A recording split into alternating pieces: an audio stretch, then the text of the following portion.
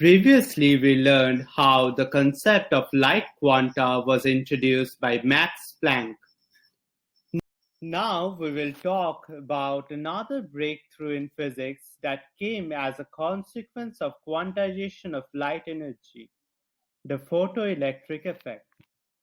Before going into how it was solved by Einstein and earned him the Nobel Prize, let's understand what it was that gave scientists so much trouble. Well, scientists made a curious observation. They found that when light or any electromagnetic wave is incident on a metal surface, it ejected out electrons. They call these ejected out electrons photoelectrons. The name is quite self-explanatory. Photo comes from the word photons, so electrons ejected out by photons are called photoelectrons. Now the next step was to study the properties of these photoelectrons and come up with an explanation. Scientists tried to explain this as follows. The intensity of wave gives the electron enough energy to break out of the binding force of the atoms of the metal surface. If this was so, we can infer two things. For dim light, it would take some time before photoelectrons are emitted. Any frequency of light with sufficient intensity would be able to emit photoelectrons. Surprisingly, we have quite different observations.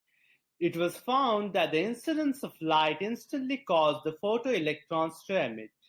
Secondly, if we keep on lowering the frequency of the radiation, we observe that suddenly the emission of photoelectrons stops. For a particular metal surface, no matter how intense the radiation you shine, below this frequency will not get emission. Scientists were unable to explain this phenomena.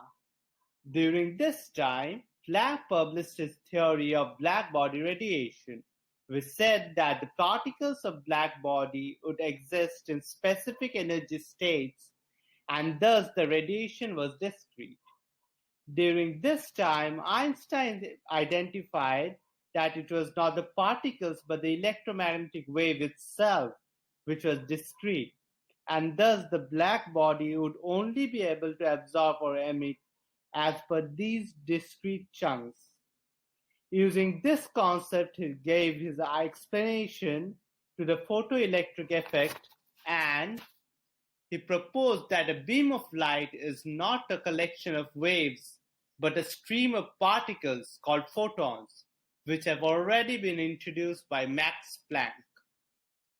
Now let's think of an experiment before we understand Einstein's philosophy. Imagine a small ball in a pit. Now you hit it with another ball. What happens? The ball inside either pops out or falls back. Einstein suggested that a similar case happens in case of photoelectric emission. When a photon of light interacts with an electron which is bound to the nucleus, it transfers its energy to the electron. In other words, it is absorbed. Now, if the energy of the photon is sufficient for the electron to break free from the nucleus or overcome the potential well, it gets emitted. If it is not sufficient, then no emission takes place. Instead, the photon is radiated. So Einstein concluded that when photons with sufficient energy incident on a metal surface, a part of its energy is lost in overcoming the potential barrier, and rest constitute the kinetic energy of the emitted electron. Since energy of light is incident in chunks, thus if the energy is less than a particular value, it will never emit photons. For example, let's go back to our ball. If we hit multiple slow balls one after the other, it would not be able to knock out the ball inside, no matter how many times we do so. From Planck's law, we know that energy of a photon is directly proportional to its frequency. So below a particular frequency, there is no emission. Thus, putting it into equation, we get A part of the energy of the photon h nu is used for overcoming the potential barrier phi, and the remaining gives the electron the kinetic energy. Therefore, E photon equals kinetic energy plus phi. Now we have three cases. Firstly, the energy of the incident photon is less than phi.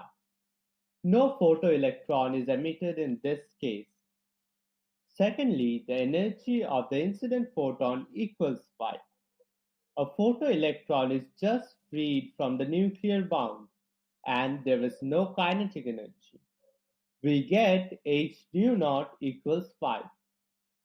This potential barrier, which we are talking about for some time, is called the work function and is dependent on the material and structure, thus is constant for a particular medium. This frequency, which is just enough to emit a photoelectron, is called the threshold frequency.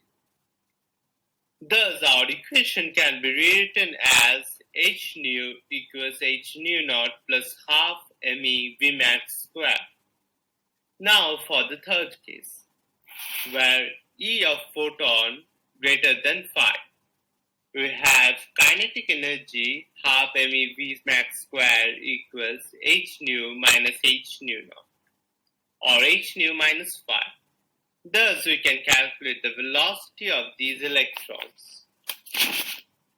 By considering this new quantum nature of light, we define intensity as the number of energy chunks incident per unit area in unit time. Thus, as we increase intensity, the number of photons per second will increase. So, current will increase. So, intensity and current are directly proportional to each other. Practically, as photoelectric emission continues, keeping a fixed intensity, we observe that the current decreases with time and finally stops. This is due to the increasing value of the nuclear pull, which arises due to the loss of neutrality as electrons continue to move out of the metal surface. So we must always keep the metal surface neutral by supplying charges to it. We have been talking about emissions of only metal surfaces. It's genuine for you all to ask, does only metal surface show photoelectric effect? The answer is no. All kinds of substances shows photoelectric effect. But it's most easier in the case of metals. Electrons of metal surfaces are loosely bound and thus have low work function, and so can be emitted very easily. Calculation of work function. Calculating velocity of electron is pretty difficult, so we are not well sure about the kinetic energy. So we use a fairly intelligent setup for the calculation of work function. The setup is as follows. We have two metal plates in a low-pressure glass tube separated by a distance. The other ends are connected to a variable voltage source and a galvanometer. Now, as we shine a particular light beam, we observe a deflection in the galvanometer when no voltage is applied. Now, as we increase the voltage in the opposite direction very slowly, we observe the galvanometer fluctuation decreases and finally becomes zero. This means that the potential developed in between the plates just balances out the kinetic energy of the electron. So we write the kinetic energy is equals electronic charge multiplied by the potential. This potential is called the stopping potential, and using this we can calculate the work function. Work function phi equals h nu minus kinetic energy, which can be written as EV. The same thing can be done by varying the frequency until no emission is seen. H nu naught equals phi plus 0, as said previously. This was a revolutionary concept which explained various phenomena such as emission and absorption spectra of atoms and led to many inventions including laser technology. Well, that's all for this video. Next, we are going to talk about de Broglie's hypothesis, so subscribe and stay tuned.